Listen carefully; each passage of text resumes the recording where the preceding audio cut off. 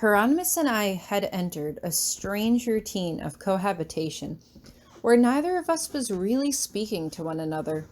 Instead, we just skirted around each other like roommates, sleeping beside each other and making polite small talk. "I'll be home late tonight. Don't wait up." "Okay, thank you for letting me know." And that was that. I wondered if perhaps Hieronymus was just waiting for me to say that I was ready to sit down and talk to him.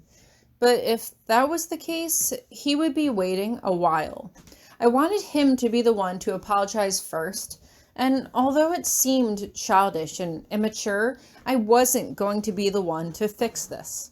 If he wanted to break us out of our uncomfortable monotony, then he was going to have to say something. I was not going to be the one to break first. Fortunately or unfortunately, I was soon about to learn that Grabby was about to become the least of my problems. I had been spending more and more time reading by myself in the library. Miss Darden smiled politely at me whenever I came in, but I couldn't help but feel guilty every time I saw her. She had sacrificed some of her magic to save my life, and that was something I would never be able to repay. Unfortunately, it also meant that most people knew where to look for me if they wanted to find me. Truth be told, I didn't want to be found. Right now, I just wanted to study and graduate and take everything else in stride. I had already experienced enough mysteries and secrets for one lifetime, but apparently mysteries and secrets were ready to follow me wherever I went. Ellen corners me in the library one day after class, slipping into the free seat across from me as she lowers her voice to a conspiratorial whisper. "I met the ghost," Ellen says with absolutely no preamble whatsoever, but I just shake my head. "Ghost?" I ask blankly. "What ghost?" "The girl I keep seeing around the school," Ellen reminds me. "The one with the long red hair." This gets my attention instantly. "Wait, you actually spoke to her?" "Yes, she said she's a junior in Snake Hall," Ellen explains. "But that's impossible because then we would know her, or at least have seen her around."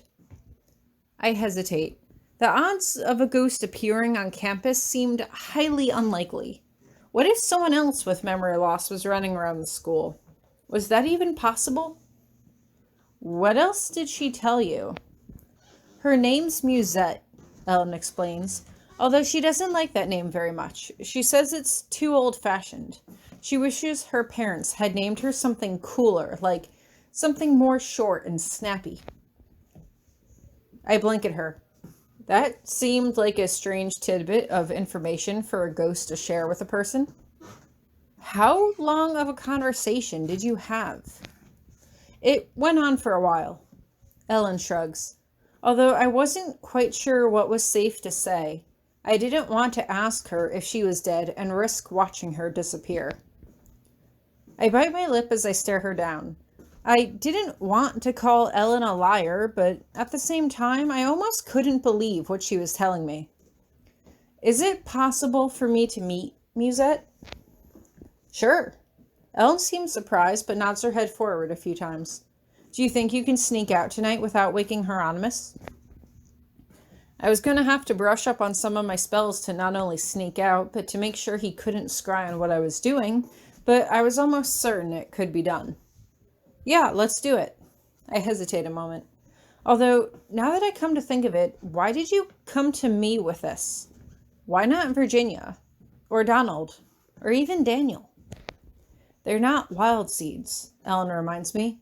"They've never taken a science class, and just bringing up the word around them makes them freak out. I want to conduct experiments to see what we can use to summon her." I stare her down. "But you're not using any technology, right?" No, Ellen says quickly. "No, but see what I mean? Science is just a word people use to test a hypothesis. We do science every day without ever actually calling it that. People just get so hung up on the word that they make you feel like they can expel you just for thinking about it." Now that she mentioned it, our voices had dropped ridiculously low, to the point where we were basically whispering to one another. "You won't tell anyone, right? She asks nervously. No, of course not, I tell her. I won't tell Hieronymous where I'm going, and I won't tell anyone else about this either. This will be just between us. Ellen smiles at me. Good. Then I'll see you tonight. That night, after Hieronymous has gone to sleep, I reach out to Ellen using white magic to let her know I was ready, and we make our way to the gym. I thought Potsdam had said she wanted to lock the gym doors after dark, but perhaps Professor Van Braun had forgotten? At the very least, I hope that Potsdam wouldn't be spying on us. Would we get in trouble for trying to contact a ghost in the middle of the gym at night? Was there even a school rule against trying to contact ghosts? I wasn't sure. Ellen has a small box with her, and she sets it down in the middle of the gym and takes out a pen, a notebook, 5 colored candles, and a small block of stone. Are we holding a seance? I whisper to her. What is all that stuff? You'll see. She puts the candles around the stone block and begins to circle it, touching the candles as she calls out numbers. I have no idea what is going on, but the hair on my arm suddenly stands at attention as a female voice appears out of nowhere. Are you doing an experiment? We both turn to see a girl with red hair step out of the shadows. She is wearing purple snake-hall robes that stand out against her deathly pale white skin. I quickly use spirit sense before she has a chance to disappear. I can sense Ellen and I, along with this girl, but there's something that feels off about her energy. Ellen's face relaxes into a smile. I wasn't sure you'd come. Of course I came, Musette replies. You're the most interesting person in this whole school. She looks at me as if seeing me for the first time. Oh, sorry. Don't take it personally. I don't know you. This is Tori, Ellen says as she gestures towards me. My name's Musette, she replies. At least, that's what my mother named me. It sounds so boring and old-fashioned. I want something short and snappy. Something cool. Not Muse. Maybe M or Eddie. She shrugs. So, what is all this? Oh, it's just the theory I had, Ellen says as she looks down at the candles. It was just an idea. I don't think it really works. We actually came here because Tori wanted to talk to you. Talk? Musette tilts her head to the side in confusion. Talk about what? I decide to just get right to the point. Are you a ghost? What? Musette asks. No, of course not. Why would you think that? I blush scarlet. Was she really not a ghost? Well, you only appear at night. So do you. You walk through walls. With magic, duh. There are no girls in Snake Hall named Musette, Ellen adds. Wait, what? Musette asks, turning to look at her. I'm the treasurer of the junior class, I tell her. I sort out allowances and mail. There's never been anything for a Musette that I've seen. If you were a student here, it must have been a long time ago.